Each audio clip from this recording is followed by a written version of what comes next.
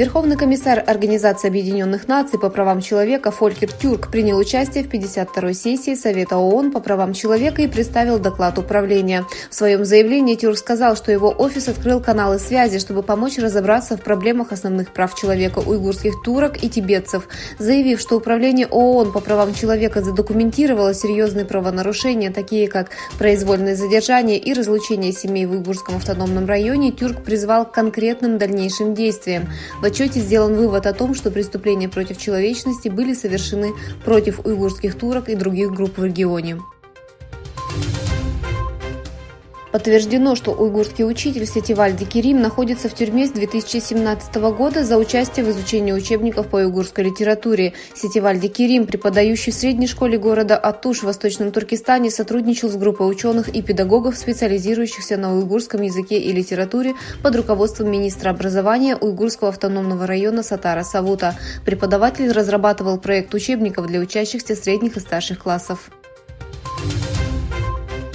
Премьер-министр Канады Джастин Трюдо заявил, что независимый специальный докладчик расследует утверждение о вмешательстве Китая в недавние выборы. Назначенный инспектор рассмотрит конфиденциальные отчеты о федеральных выборах 2019 и 2021 годов и даст рекомендации для будущих выборов. Лидеры конкурирующих политических партий призвали к общественному расследованию. Выступая перед журналистами в Оттаве в понедельник, Трюдо сказал, что сообщения, оспаривающие суверенитет Канады, вызывают тревогу и глубоко задевают канадцев.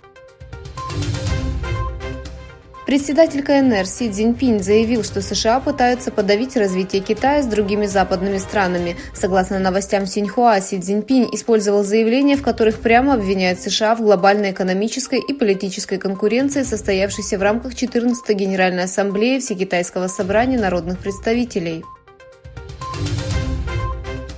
Министр иностранных дел Китая Цинь Ган предупредил, что конфликт неизбежен между Пекином и Вашингтоном, если позиция США в отношении его страны не изменится. В своем первом официальном заявлении в качестве министра иностранных дел Цинь Ган подчеркнул, что его страна будет укреплять отношения с Россией.